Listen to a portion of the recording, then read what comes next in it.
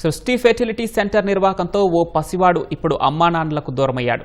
కన్నవాళ్లు ఎవరో తెలియదు, పెంచిన వాళ్ళు అక్కున చేర్చుకోవటం లేదు.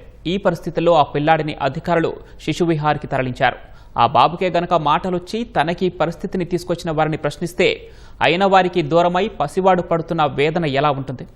ఇన్నాళ్ళు ప్రేమను పంచిన వాళ్ళు హఠాత్తుగా దూరమై ఒంటరిని చేస్తే పాలు తాగే ఆ పసివాడి మనోవేదనకు అక్షరరూపం ఈ కథనం.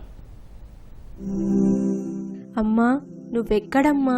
నాకు చాలా ఆకలిగా ఉందమ్మా. నీ చనుబాలు తాగాలని ఉంది. ఎందుకమ్మా నువ్వు రావటం లేదు? నువ్వెక్కడికి వెళ్ళావమ్మా? నా చుట్టూ ఎవరెవరో ఉన్నారు. నీ కడుపులో ఉన్నప్పుడే నాకు చాలా ఆనందంగా ఉండేది. నువ్వు నవ్వితే నాకు హాయిగా ఉండేది. నువ్వు బాధపడితే నాకు ఏడుపొచ్చేది. 9 నెలలు నీ గర్భంలో ఎదిగి నిన్ను నాన్నని చూడాలని భూమి మీదకు వచ్చాను. కానీ ఇప్పుడు నువ్వే నన్ను వద్దనుకుంటున్నావా అమ్మా? నీ రక్తమే కదా అమ్మా నేను. మరి నన్ను తాకాలని నీకు లేదా?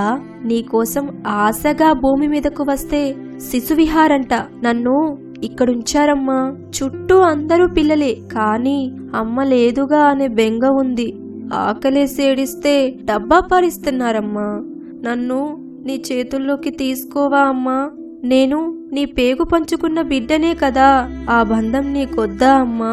పేదరికం కారణంగా నన్ను నువ్వు వద్దనుకుంటున్నావని ఇక్కడి వాళ్ళు చెప్పుకుంటున్నారు. మరి నన్నెందుకమ్మా ఈ భూమి మీదకు తీసుకొచ్చి అనాథలా వదిలేశావు? ఆ డాక్టర్ అమ్మ సృష్టి పేరుతో నిన్ను ఒప్పించి నన్ను 90,000 రూపాయలకు మరో అమ్మకు ఇచ్చింది కదా. అసలు నా జీవితాన్ని ఇలా ఎందుకు సృష్టించిందని నమ్రత డాక్టర్ అమ్మనే అడగాలనుంది. అసలు నన్నేనా?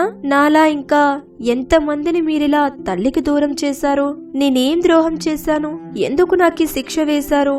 హాయిగా అమ్మఒడిలో ఆడుకోవలసిన నన్ను శిశువిహార్ పాలయ్యేలా చేశారు. మీకు తెలియదా? డాక్టర్లు మంచి పనులే చేయాలి, అందరికీ మంచే చేయాలి. మీలా చదువుకున్న వాళ్లే ఇలా చేస్తే ఎలా? జీవితంలో డబ్బొక్కదానికేనా ప్రాధాన్యమిస్తారా? నా జీవితానికి లేదా? అయ్యిందేదో అయ్యింది. నా కళ్ళు తెరిచి మిమ్మల్నే కదా చూశాను సోనియమ్మ. పిల్లలు కావాలని ఎంత తప్పించావు నువ్వు. 2 నెలలు నాతో ఎంత బాగా ఆడుకున్నావు. నీ ప్రేమ ఎంతో కమ్మగా ఉంది. రోజు లాలపోసి పాలు పట్టి ఉయ్యాలూపే నువ్వంటే నాకు చాలా ఇష్టమమ్మా. ఇప్పుడు నువ్వు కూడా కాదని వెళ్ళిపోయావా?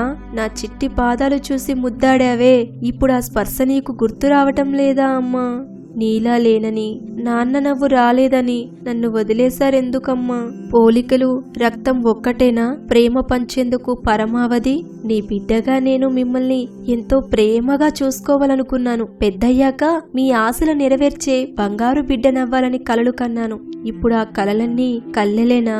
పెంచిన మమకారంతో అయినా నన్ను అక్కున చేర్చుకోవాలనిపించలేదా అమ్మా? మీరంతా కాదనుకున్నారు. డబ్బులు లేవని నస్రీనమ్మ వద్దంది. డబ్బులు తీసుకుని నన్ను మీ చేతుల్లో పెట్టి నమ్రత డాక్టరమ్మ చేతులు దులుపుకుంది. పోలికలు లేవని, DNA నీది కాదని నాన్న నువ్వు వద్దంటున్నారు. ఇప్పుడసలు నేనెవరి బిడ్డను? ఎవరి ఆశల దీపంగా పుట్టాను? ఎవరి వల్ల ఈ లోకంలో అనాథనయ్యాను? నా భద్రతకు భరోసా ఏది? ప్రతి బిడ్డకు తల్లి ఒడి, తండ్రి లాలన కావాలి కదా. కానీ అందరూ ఉన్నా నేనెందుకు ఇలా అనాథలా మిగిలిపోయాను?